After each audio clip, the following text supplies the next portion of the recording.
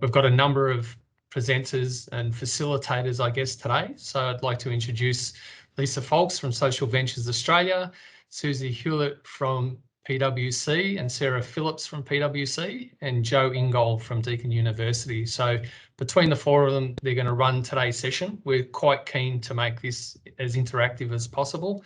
I want to thank the members that have been able to complete the initial online survey and questionnaire that we put out last week. I think we had about 11 or 12 results back, which was great. So thank you for that. I'll just do a very quick acknowledgement of the traditional owners on the lands on which we meet today. I'd like to recognise their contribution and continuing connection to the land, waters and community, and pay my respects to them and their cultures and their elders, both past and present. We've got people meeting from right around Australia today, so thanks for joining us, and I'll hand over to Lisa. Okay. I'd also like to acknowledge the traditional custodians of the lands on which I'm sitting, the Gadigal people of the Eora Nation, and pay respects to elders past, present and emerging, and in the Aboriginal people that are with us today. So what we want to do today is, this is almost like a kick-off meeting for a project that certainly Gary and I have been talking about for a long time, which we're calling, and I will just put up a presentation, the What Will It Take project.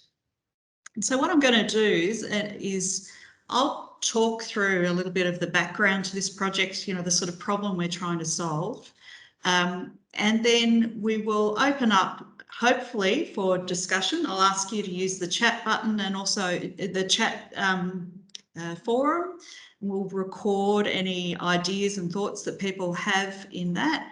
But also, if you put up your hand, hopefully we can open it up for comments as we go through, because the aim of this project is to really have a conversation about what it will take for, particularly for employers, to create more opportunities for young people to move into jobs that give them a pathway to future earning. So to support income mobility, to support economic mobility for young people.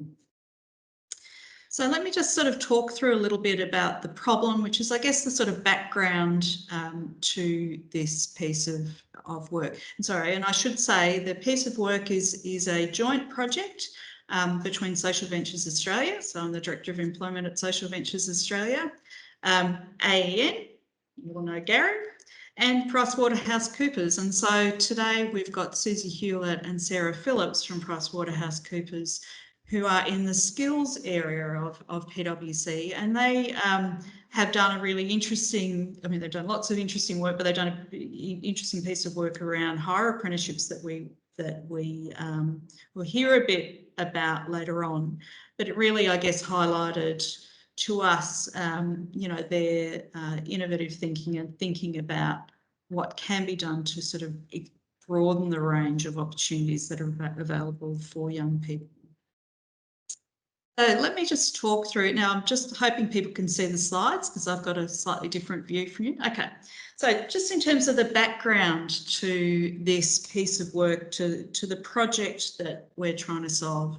I mean, as we know, COVID has had an enormous impact on the labour market. Maximum time period 12 months from the employment start date. Oh, sorry. Yeah, so it's had an enormous impact on the labour market. And those impacts have been immediate, but they also tend to be after economic shocks long term. We've got a really interesting moment at this stage because the headline unemployment rates are actually going down at quite a rapid rate. But underneath that, there are some systematic changes in the labour market, which I'm sure that you're seeing. But what we can see, if we track back on previous economic shocks, is that unemployment, as I think Josh Frydenberg said, goes up via the elevator and down via the stairs. So it takes a while for employment rates to rebound. And for young people in particular, unemployment never really recovered post the GFC. one of the areas where we can really see that is in the area of long-term unemployment for young people. So certainly for me, as someone who's been around employment programs for a long time, it always used to be that young people were pretty easy to get back into the labour market because employers wanted to have them. But long-term unemployment since the GFC has been an increasing feature of the youth employment area. And the work of Jeff Borland, which some of you will have seen, really highlights the extent to which this problem is particularly a problem for young people who are not in education and who do not have bachelor's degrees. So those young people with university qualifications are able to get back into the labour market. They're not always doing jobs that use their skills. So there is a problem with the quality of work that they're getting. But the group that really have suffered a big loss in their labour market opportunities is that group without bachelor's degrees. And that's a bit of a paradox, as you guys know more than most, because at the same time that this group of young people who traditionally would have moved into those sorts of trades, those middle skill areas are missing out. We have employers who are concerned about skills shortages across many of those areas. So we have this paradox of employers saying we can't get skilled people, and we have a whole bunch of young people who might have skills but can't use them, or the ones that don't have post-school qualifications who aren't getting a look in, and particularly aren't getting a look into jobs where they get to develop those skills.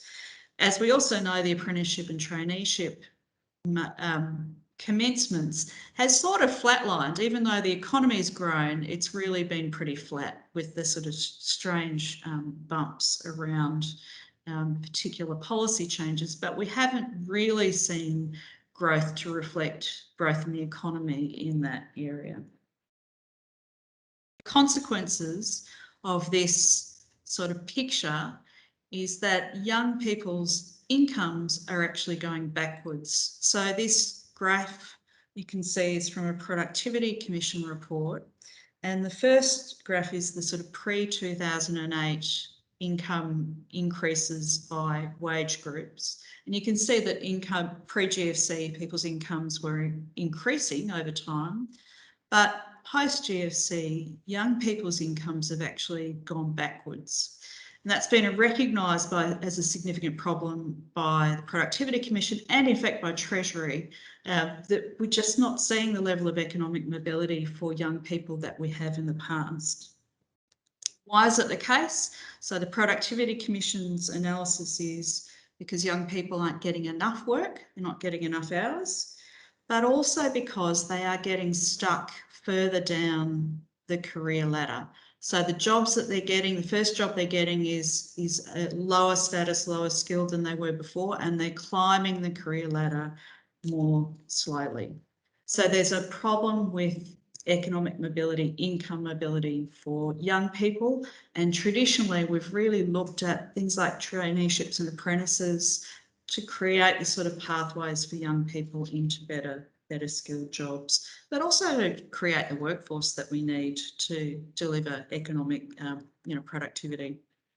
So in terms of current policy responses, and I guess it's a bit of a sort of summary of obviously there are lots of policy responses, but in general, you characterise them in two ways. One is by saying there's a lot of talk about sort of fixing the young people, essentially saying, look, universities, schools, RTOs should be doing more to make young people more employable.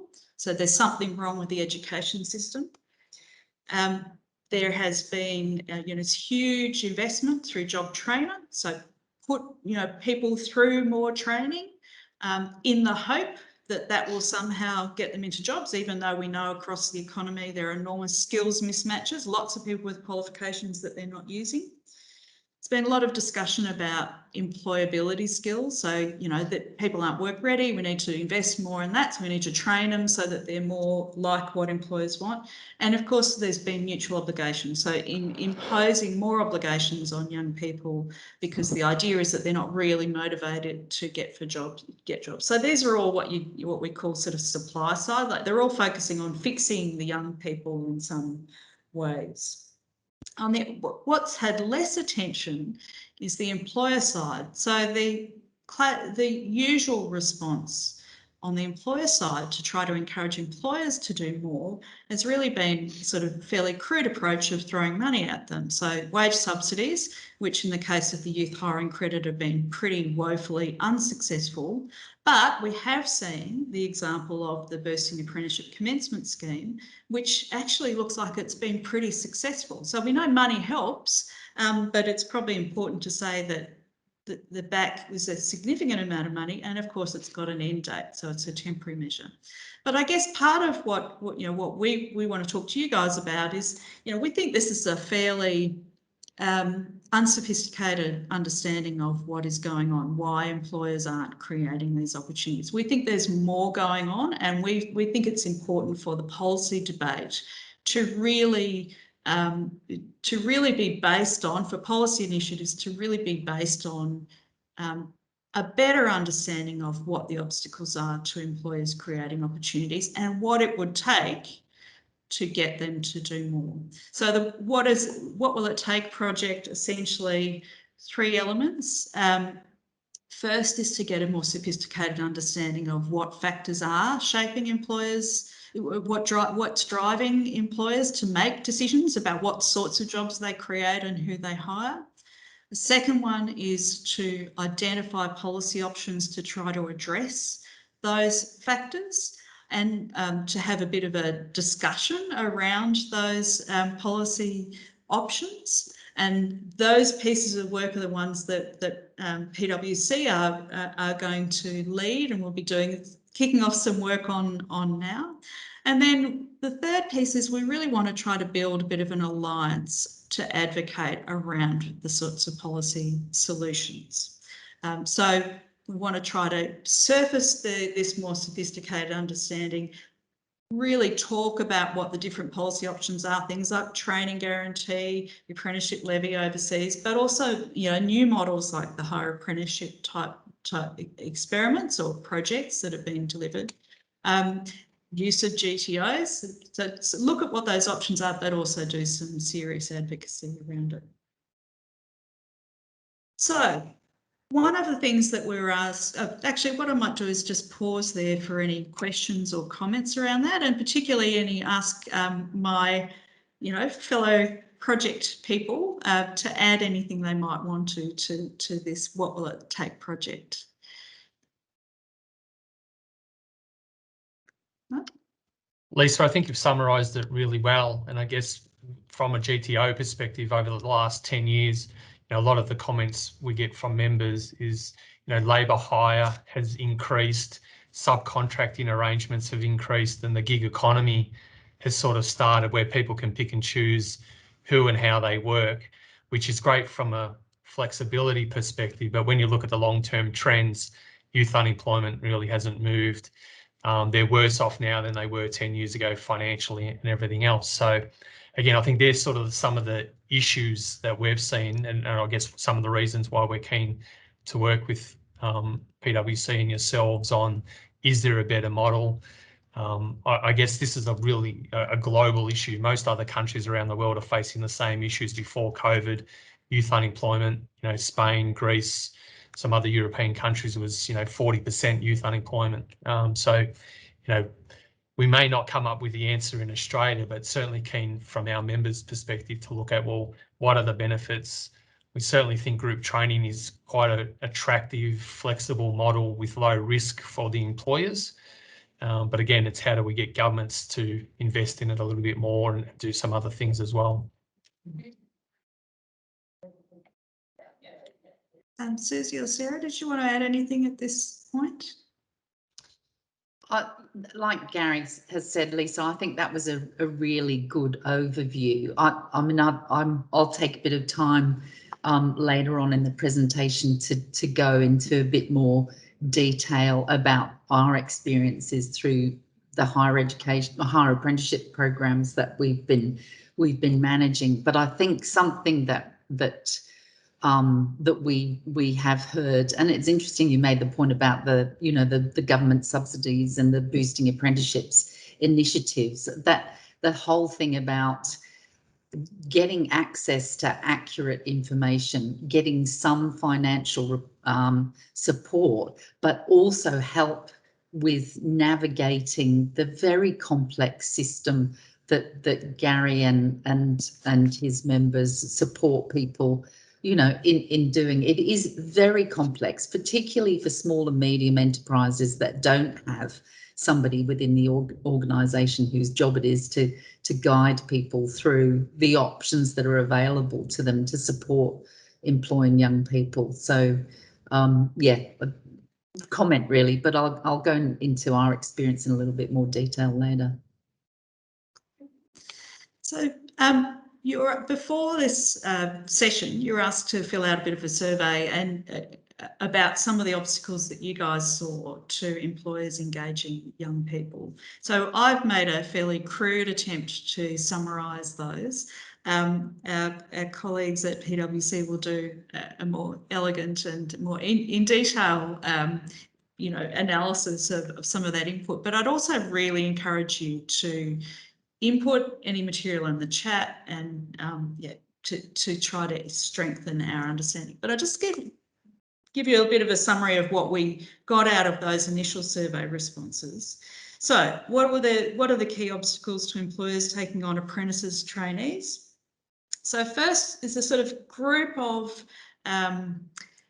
perceptions amongst employers about young people's attitudes to work. And I guess to summarise those, a sense there's a lack of commitment to staying in a job and to a particular type of job, perception around unreliability, perception that young people have unrealistic expectations of work, including the sorts of wages they might get, and this sort of theme around young people and being distracted by social media, by being on their phones all the time.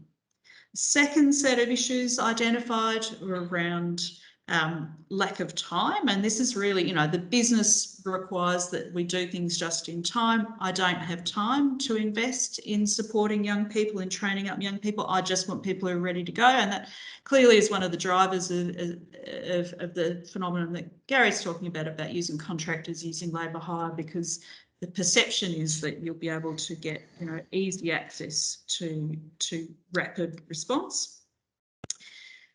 Lack of interest. This is an interesting one about lack of commitment and engagement with community, and I guess this is a contrast to perhaps organisations that are more committed to their community, embedded in their community, and might feel an obligation to create opportunities for young people. Poor matches came up quite a lot. So the lack of understanding of what an apprenticeship entailed or the job entailed, and that was then leading to turnover. Concern about ability to cope with some of the problems that young people have, for example, poor mental health. And finally, the one that Ceci mentioned, which is this sort of challenges in navigating the system, paperwork and whatever.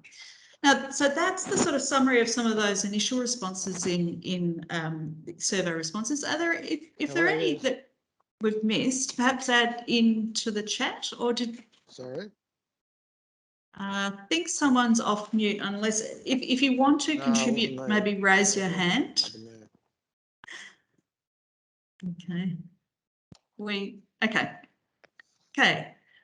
Helene. Now, Gary, I might rely on you to unmute Helene. All right. It's all right, Gary. I can. People should be able to, click on the mic great. and unmute There we themselves. go. I think Mark was the other one. Yep, but go for it, Helene. Can you hear me all right? Yep. Yep, lovely.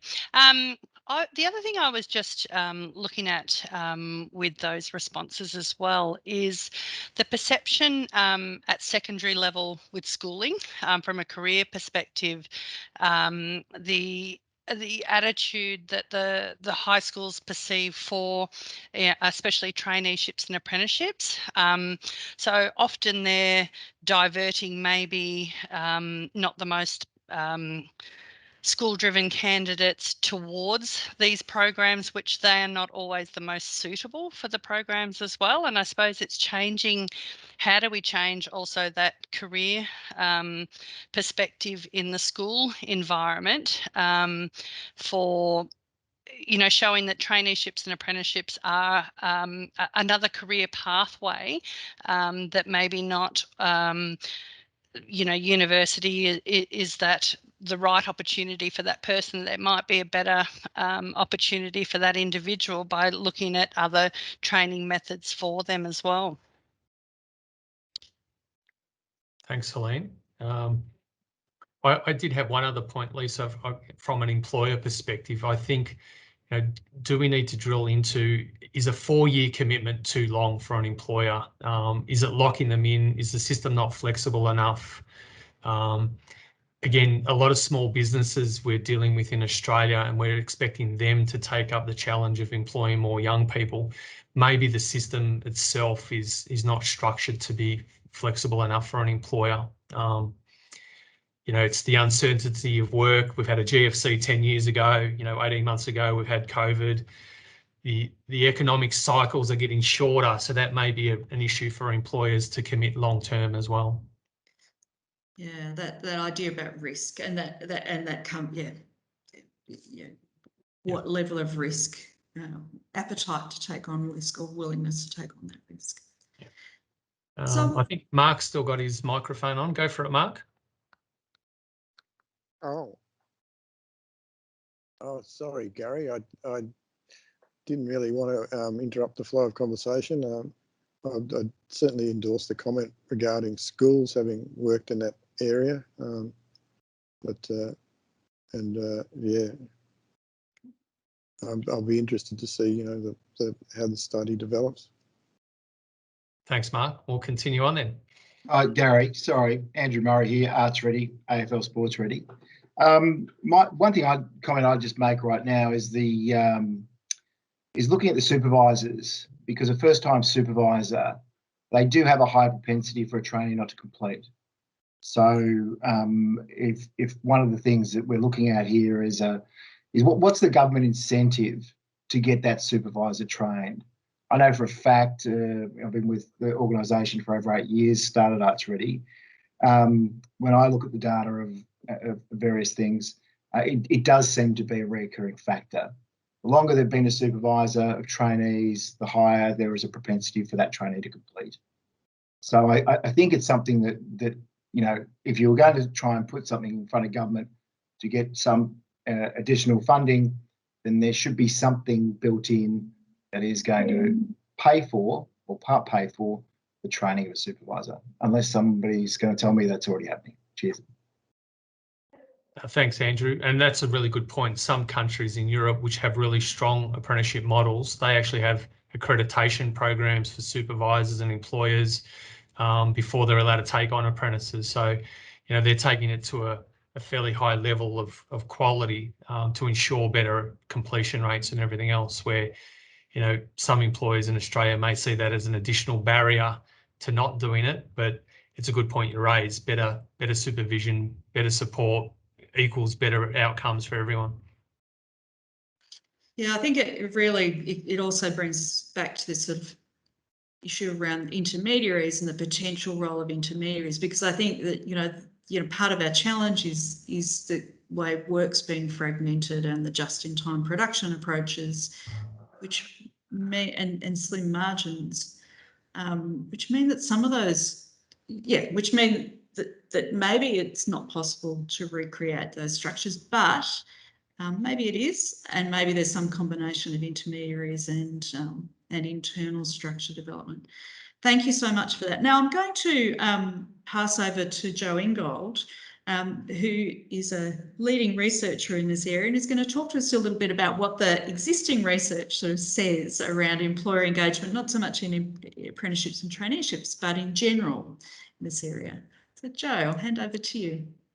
Great, thanks Lisa, and thank you so much much to all of you for the invitation to be here. It's wonderful to be part of this conversation. So what I'm going to talk through briefly is a summary of the evidence base, what we know about the barriers to employer engagement in employability and skills programs broadly conceived, and also talk about the enablers. And so this is an area that I've been researching for around 10 years in the UK and in Europe, but also in Australia, and I'm currently undertaking some data collection with businesses in Australia.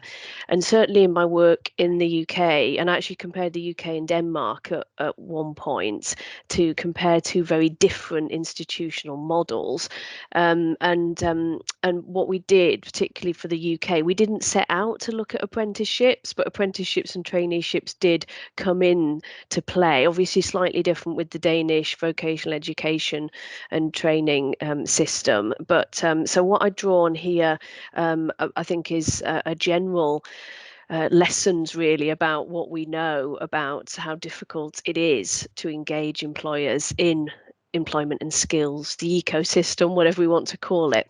So the first thing is something that you've talked about already, actually, certainly with the role and of Gary and his members. It's the crowded and confusing market out there. There's actually very low aggregate engagement if we look across employability and skills services in the UK and also in Australia, something that or particularly for employment services, DESI have highlighted that employer engagement is really low, and it's actually been getting worse over the last 5-10 years, basically.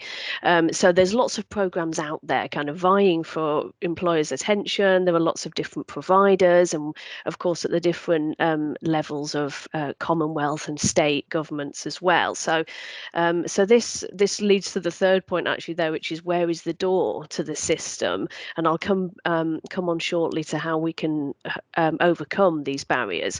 But also it's employers they not only don't know what's available and how it applies to them, but also what the value of it is to their individual business in the short term, in the longer term, and also can maybe concerns over some myths essentially about the costs to them versus the benefits. So it's that what we call the value proposition, what is actually appealing to a particular program, to a particular initiative.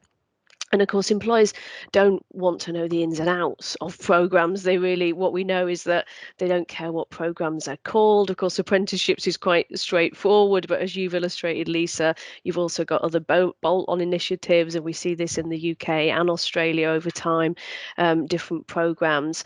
So all employers are really interested in is what it means for them, and make it as easy as possible for them to engage. So let's turn now to the enablers.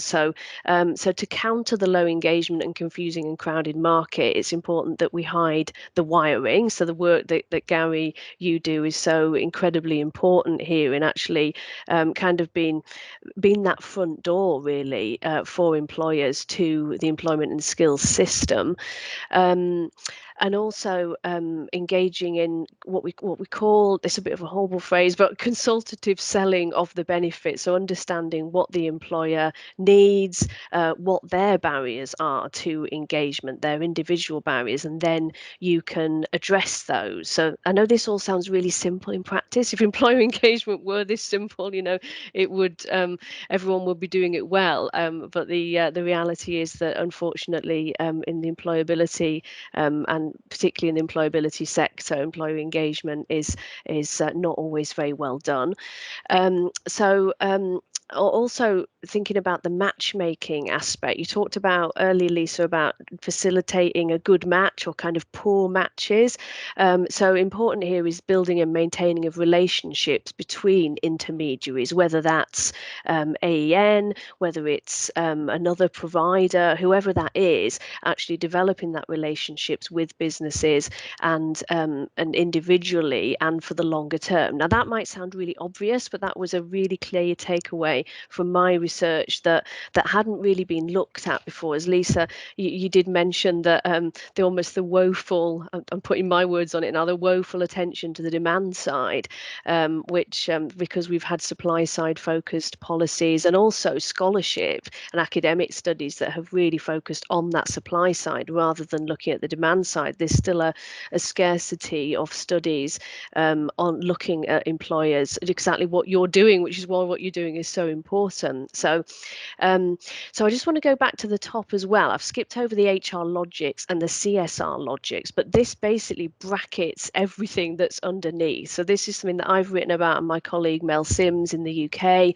have written about, that the enablers kind of cluster around HR, whether it's helping with recruitment, whether it's about long-term development of talent within an organization. And then there's the social responsibility or corporate social responsibility. And certainly we've found that for smaller businesses, there's the social responsibility, that commitment to the local community. And obviously for larger organizations, the corporate social responsibility comes in there.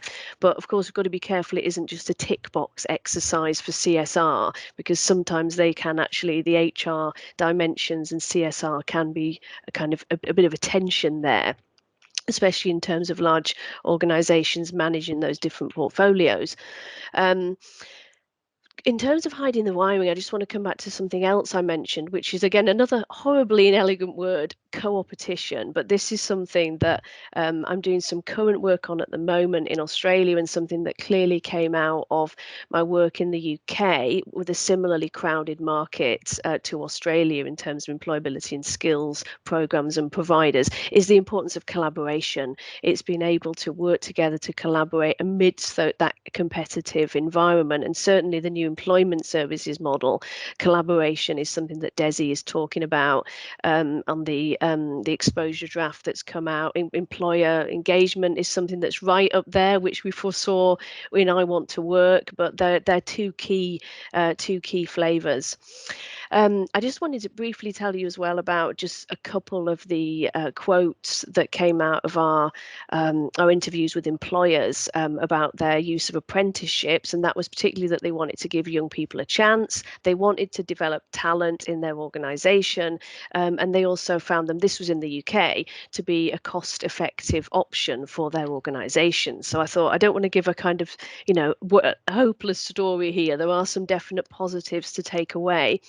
Other things that are important, wage subsidies, and this is something that I found in the current work I'm doing in Australia, echoes the existing research and my research in the UK, is that wage subsidies are a sweetener. They can kind of sweeten the deal, but they're not enough to compel employers to employ someone who they wouldn't take on anyway. And I think sometimes in policy that's kind of been misconstrued. Working interviews, work trials, we know employers like those, and people looking to get into work also like those, as long as they're within boundaries, because that's what we think of as being realistic job previews for both parties, for the employer and the candidate. In line with what you were saying earlier as well about the training, that was a really helpful point, Andrew. I was going to mention about the importance of mentoring, and also to talk about line manager training, which in the case that we're talking about is also the training of supervisors. So again, that speaks to addressing employers' concerns about how they actually deal with taking on people in their organizations who they sort of perceive are a bit harder to deal with, come with a bit more baggage, whatever. Maybe it's easier to go through a labour hire agency who will handle everything for you. So that, I think, is really important, and something that I've recommended in for employment service providers as well. So that's something I'm definitely interested in talking about. And also, I suppose, that idea about building a learning organisation. So so this really does, as you were saying, Lisa, it's not just about getting people through the door into employment, but it's about the longer term. And it also really importantly speaks to us really tapping into what organisations want to be. You know, you will get a sense, people will get a sense from talking to employers. They're just thinking about the here and now. They kind of just want bodies. Maybe that's not the kind of organisation that's going to respond to apprentices, for example, at that time. So I think just, again, going back to the point of knowing what you're sort of marketing to employers and understanding where they are at that point. So yeah, won't happen overnight, but I hope this gives us some building blocks. And I think this chimes in really well with what you've said, Lisa, and really excited about what your project will bring to this. So I'm sort of conscious that we're throwing a lot of information at you, and so what I thought I'd do, I think that the survey responses really pick up on some of the things that Joe's mentioned, although there's also this other sort of systemic stuff around confusion and hiding the wiring, which I think is really interesting for us to think about. But in terms of the survey responses, I mean, what respondents, what you guys said, you know, things that have helped improve uptake. So there's the back, pre-apprenticeship programs, which clearly have a real value in improving the match and particularly helping young people figure out what they don't want to do. And then the factors for retention, and this is sort of emerging, at least for me, as a bit of a theme here around. So there's actually quite rich stuff in the survey material. Clear expectations, supervision and support, a sense of progress, like being able to support people to feel like they're moving forward, some role models, and employer commitment to the worker. I actually think that the feedback you've given and Joe's reflections and also what we've heard in the discussion really highlights this area of having institutions that nurture young workers as a particularly critical one. Please add any others in the chat. What we will do now is I want to then move on to hearing about some practical examples of what you've tried, but also going to hear from PwC about what they've tried and I guess what learnings have been gained from attempts that you've made to try to increase employer uptake of people, of young people without tertiary qualifications. So probably the best summary. But I thought maybe I'll pass on to you, Susie, to talk about the PwC experience, and then we'll open up and hopefully some of you in the meantime will think about the things you've tried that either worked or didn't work and your learnings from that. Sure, thank you, Lisa, and I'll try and keep it relatively brief so that we can engage in that discussion. So since about 2016, PwC has been involved in a number of initiatives to build the higher apprenticeships pathway, and we've had some great outcomes and we've also had some great challenges.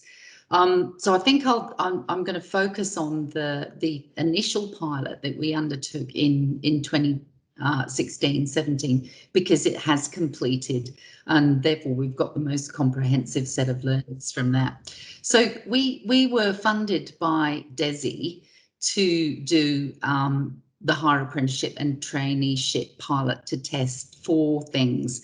One was to design and deliver a work-based route to a higher level qualification that was a vet qualification, not a higher education qualification, to improve the perceptions and raise the profile of apprenticeships and traineeships. And as Lisa was saying earlier, it really has flatlined over the last few years. To support participants in achieving career progression and a new way of getting into the labour market, but primarily to enhance employer uptake of apprenticeships and traineeships. So we started off with a cohort of 200 apprentices. We managed to get 8 employers engaged in the program, including ourselves, PwC. So we had public sector, private sector, we had small and medium enterprises, and we had large enterprises. And just reflecting on a point that Joe made, it actually took us on average 6 meetings with an employer to get engagement in the program. So it isn't simple. And I'm talking on average here, and we had sort of people that were in a way earlier adopters and were interested in getting involved, but still the intensity of that upfront communication with employers about what needs it might address, what sort of qualifications are appropriate, what kind of support you can get. They are lengthy conversations, and you actually need to hit many different spots within an organisation. You need momentum of support for it, not just from the HR manager or one person.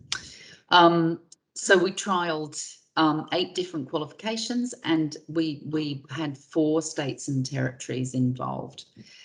So with that program, there were some real highs for us. Nearly 90% of the apprentices completed, which is significantly higher than the national average, which I had a look at the NCVR website today for the 2015 cohort of apprentices. The national average for completion is 56.8%. The high apprentices themselves were very happy with their training delivery, over 70%, and their experience more generally, 68%. Actually, employers were much more satisfied with their overall experience. 88% of employers said that they were satisfied with the program.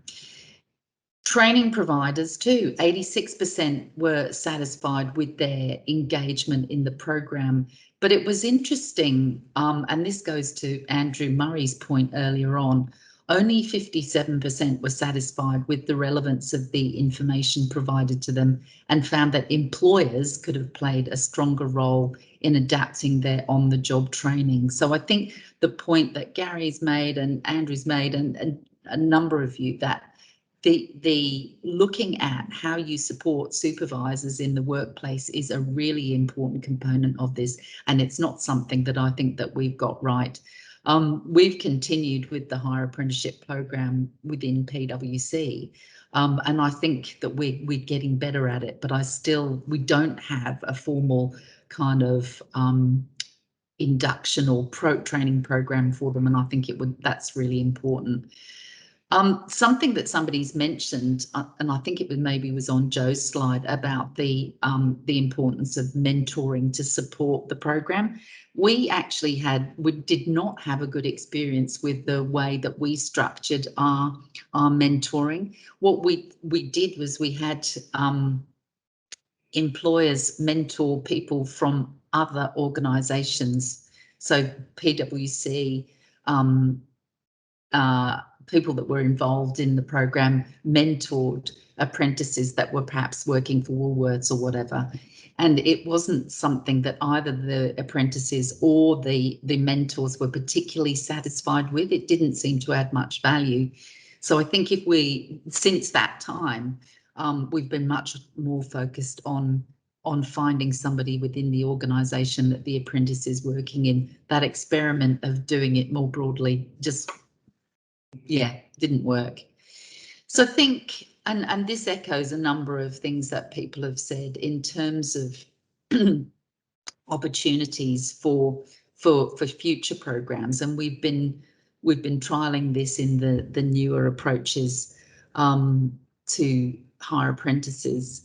The importance of establishing engagement with schools or making the links between employers and schools is really important to challenge the perceptions of both young people and parents and employers. And Lisa, you made that point about non-engagement in the community. That is absolutely a key.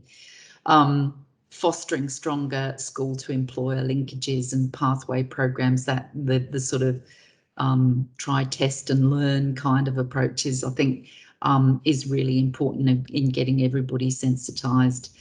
A number of the smaller and medium enterprises suggested that there was some investigation of doing a centralised recruitment portal to support them, because they don't have a lot of time to do all of that work. So that would have made a big difference to some of the smaller SMEs particularly. The other thing that we thought that particularly in doing these trials, industries that were undergoing structural adjustment and rapid change were really more open to this style of apprenticeship than others that had more traditional pathways, such as the trade apprenticeships or the graduate program.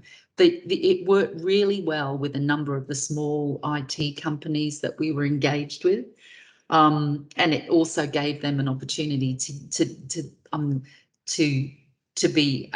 to have that off the job and on the job training customised to the individuals. You often hear from IT employers that by the time somebody's done a 3-year IT degree, what they learn is completely irrelevant to what's going on in the workplace. So that was a really interesting finding. I think, and I mentioned it before, that the funding and the incentives are all, there's some at the national level are sort of consistent, but it's very different between states and territories. Employers find it really hard to navigate. And I think there was a real push for developing materials and guidance to support employers to adapting to this sort of unfamiliar recruitment and development pathway. And I think since then, of course, the National Careers Institute has been established, and they have a focus on with their website looking much more at how you support both young people and employers engaged in different ways of looking at that school to work transition or different approaches to employment pathways. So I think I'll probably stop there. Sarah, was there anything you wanted to add to that? No, I think that's pretty comprehensive, Sudi. I think one of the things that, for me personally, that I take away from this is it does require almost a broker role. So the program that Susie described that we ran, that was an intense level of effort from the team. And I think without that, it's just difficult to connect the incentive and what the government put out there with the employer. So we certainly found that our role as a broker was critical to a lot of these programs, and so there's certainly a point there around key enablers and key roles and responsibilities that can be played to help in this space. Thank you. Back to you, Lisa. Thank you. So look, we wanted to open it up to you, both in the chat, but also if you've got some examples of things you've tried that have worked really well, or even not worked, things you tried where you've got some learnings about why they didn't. Really keen to hear from you about your efforts in this area, particularly around getting employers who perhaps haven't done it in the past to take on young people. Lisa, I'm happy to add a little bit of background to our program we ran between 2016 and 19, so pre-COVID, but it was a Commonwealth funded program that looked at a range of these issues that we've talked about today. And I think one of the biggest problems we saw back then was managing those expectations and trying to get the right match between a young person and a small business. So we ran a program called the Multi-Industry Pre-Apprenticeships. It gave a young person a chance to try multiple different trades, because a lot of young people just haven't had that initial exposure and they're not sure exactly what they want to do. It also gave them the opportunity to do a little bit of an investigation and explore what are the career opportunities if I go down this path. They have a very narrow understanding of some of these trades and where the jobs will actually lead to once they finish their apprenticeship. And as part of the program, it also gave employers a chance. So we sort of reverse engineered the programs. We looked at an area, we looked at employers who had skills that they needed to fill, and then we designed the program to meet those local skills needs.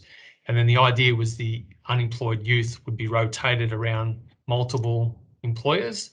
They were supported by the GTOs. They were doing some hands-on training, and then hopefully they were coming up with a good match between the individual and the employer at the time through that work experience. And if that occurred, they went off and started their apprenticeship or traineeship. We worked with a little bit over 2,200 young people, but there was two separate cohorts. One was school-based and the other was unemployed youth. The unemployed youth angle, we think, got some really strong results. Well, I think we were tracking about 37% employment outcomes, which sounds low, but when you're dealing with long-term unemployed people more than 6 months, getting them to commit to something in a 12-week program and getting 37% of outcomes for employers, we thought that had some really good findings in that program. And again, they were in skill shortage areas. I think from my end, it was interesting that some of the regional areas got better results than some of the biggest cities. So we ran this program in New South Wales, Victoria and Tasmania. I seem to, and again, there's no evidence to back it up, but I think regional communities have a stronger sense of supporting their community and are more willing to give a young person a go than they do in a big metropolitan city where it's a little bit more of a commercial decision. So I don't know if we can flesh that out anyway. But again, that was just the view that I got from the program that, okay, regional communities are probably a little bit more concerned about losing their population, losing their employers, aren't able to attract the workforce that they need. So they're willing to go a little bit further in trying to retain that. Whereas in the city, people are probably thinking, oh, well, there's someone else I can get around the corner, or I can go to skilled migration, or I can just find someone. So it'd be interesting to see if other people have found similar experiences. I was really keen on the initial findings that you put out today, if there was any way that they could be ranked or prioritised in what we think is a bigger issue compared to others as well. So that's probably just my comment. Other participants, what have you tried? So they're a shy bunch, Lisa. I have these people every week almost, and they still don't participate. Okay? Well, I normally have to start talking about Collingwood to get a reaction out of them. Gary, it's just Brendan from Westwick Staffing Solutions. How is everybody going? Good, Brendan. Just, I find probably even with the school-based model, a great way to get into apprenticeships. I think we sort of accept that, well, I do a school-based. I think one of the problems is that I think we reach for the stars a little bit too quick. We put them in certificate 3, maybe year 11 and 12, and then at the end of year 12, we decide that's not for us. And all of a sudden that contributes to a cancellation and things like that. I'd love to see more certificate 2 level qualifications where, and I'll give you an example, construction pathways, where a young person might start year 11 and go out with a carpenter. He might not really enjoy that. So then we can move him into plastering or bricklaying or floor tiling. And, there's 7 or 8 different qualifications under that umbrella. And what a perfect model to use is a group training model, because if we don't like that, well, we don't have to cancel that. We can go and find another host employer. If I go and do automotive, I can work on cars, or I can work on heavy vehicles or motorbikes or small engines without a cancellation happening at a lower level. It's like an entry level. And then if it morphs into an apprenticeship after that, we can use that competency-based progression and have, recognition of prior learning and go to a wage level as soon as school finishes. I think our school model is undervalued in regard to school-based, but I think it needs some work now in regard to, let's and this is a training thing. I understand how that works, but maybe if there's more options available for certificate 2, I think that would impact particularly the retention rates at certificate 3 level, and give a good grounding of, do I really want to do this?